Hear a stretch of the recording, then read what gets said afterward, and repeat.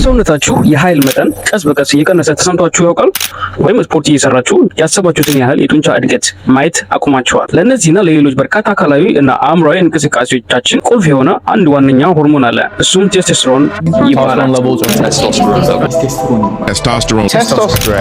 ሰላም፣ እንዴት ናችሁ? ለማታውቁኝ ትዕግስቱ ነጋ እባላለሁ። ራዕይ ጤናማ ሳይንሳዊ ንቃተ ህሊናን በመፍጠር በሰዎች አእምሮ፣ አካላዊ እንዲሁም መንፈሳዊ ጥንካሬን በማላበስ ሰዎች በሚወዱት የህይወት ዘርፎቻቸው ላይ ስኬታማ፣ ውጤታማ፣ ደስተኛ እንዲሁም ጤናማ የአኗኗር ዘይቤ እንዲኖራቸው በስልጠና በማማከር መረጃ በመስጠት ማገዝ፣ ማስቻል እንዲሁም ምሳሌ በመሆን ማገልገል ነው። ራዕይን ከምኖርባቸው መንገዶች ውስጥ አንዱ ይህ ፕላትፎርም ነው። በዚህ ፕላትፎርም ያደረኳቸውን ኤክስፐሪመንቶች፣ ተሞክሮች እና እውቀትና ልምዴን አካፍላችኋለሁ። ለዚህ ዩቲዩብ ቻናል አዲስ ከሆናችሁ ሰብስክራይብ ማድረጋችሁን እንዳትረሱ።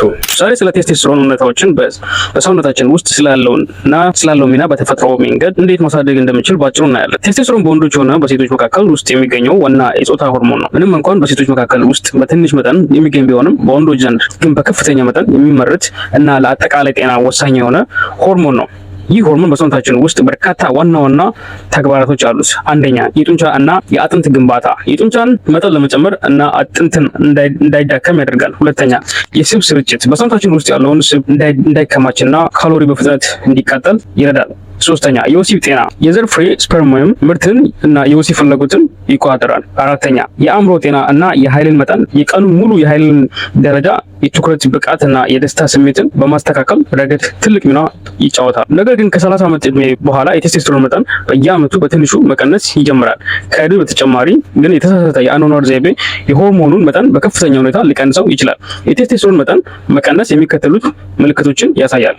አንደኛ፣ ሁል ጊዜ ድካም ስሜት መሰማት። ሁለተኛ፣ የጡንቻ መጠን መቀነስ እና የሆድ ስብ መጨመር።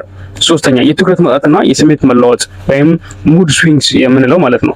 ለዚህ የሆነ ምልክቶች ደግሞ በቂ እንቅልፍ አለማግኘት፣ ከፍተኛ ጭንቀት፣ ስትረስ፣ የስኳርና የተቀናበሩ ምግቦች በብዛት መመገብ እና እንቅስቃሴ አለማድረግ ናቸው። ቴስቶስትሮን በተፈጥሮ መንገድ ማሳደጊያ 4 ቁልፍ መንገዶች አሉት። በስክሪኑ ላይ እንደምታዩት ስፖርት የሚሰሩ ሰዎች፣ ጤናማ ምግብ እና ጥሩ እንቅልፍ የሚተኙ ሰዎች በቂ የሆነ የቴስቶስትሮን መጠን ይኖራቸዋል። ታዲያ ይህንን የሆርሞን ያለምንም መድኃኒት በተፈጥሮ መንገድ እንዴት ማሳደግ እንችላለን? ሳይንሳዊ ጥናቶች ያረጋግጧቸውን 4 ዋና መንገዶችን እንመለከታለን።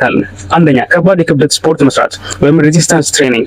በስፖርት ቤት እንደ ስኳት እና ዴድ ሊፍት ያሉ ከባድ እቃዎችን ማንሳት የቴስቶስትሮን ምርትን በከፍተኛ ሁኔታ ያነሳሳል። ሁለተኛ፣ ጤናማ ስቦችን እና ፕሮቲን መመገብ። እንደ እንቁላል፣ አቮካዶ፣ የለውዝ ዘሮችን እና የወይራ ዘይት ያሉ ጤናማ ስቦች የቴስቶስትሮን መነሻ ቢልዲንግ ብሎኮች ናቸው። በተጨማሪ ዚንክ እና ቪታሚን ዲ ያላቸው ምግቦች ማከማቸት አስፈላጊ ነው። ሶስተኛ፣ ጥራት ያለው እንቅልፍ መተኛት። ከ7 እስከ 8 ሰዓት ቴስቶስትሮንን በብዛት የሚመረተው በከባድ እንቅልፍ ወቅት ነው። በቂ እንቅልፍ አለማግኘት የሆርሞኑን መጠን እስከ 15% ሊቀንሰው ይችላል። አራተኛ፣ ጭንቀትን መቀነስ ወይም ማኔጅ ስትረስ። በምንጨነቅበት ጊዜ ኮርቲዞል የተባለ ሆርሞን ይመረታል። ኮርቲዞል ሲጨምር ቴስቶስትሮንን በቀጥታ ይወርዳል። ስለዚህ ጭንቀት መቆጣጠር ለሆርሞናችን ጤና ወሳኝ ነው። በመጨረሻም በአጠቃላይ ቴስቶስትሮን የወንዶችን አካላዊና አእምሯዊ ጤና መሰረት ነው። የሰውነታችሁ የሆርሞን መጠን ለማስተካከል ውድ የሆኑ መድኃኒቶች አያስፈልጓችሁም። ዕለታዊ የአኗኗር ዘይቤያችሁን እና የእንቅልፍ ሁኔታችሁን አስተካክሉ። የዛሬ ቪዲዮ ይህንን ይመስል ነበር። መረጃው ጠቃሚ ሆኖ ካገኛችሁት ላይክ ማድረጋችሁን እንዳትረሱ። ለቻናሉ አዲስ ከሆናችሁ ሰብስክራይብ በማድረግ የደወል ምልክቷን በመጫን ቤተሰብ ይሁኑ። በቀጣይ በሌላ ቪዲዮ እስከምንገናኝ መልካም ጊዜ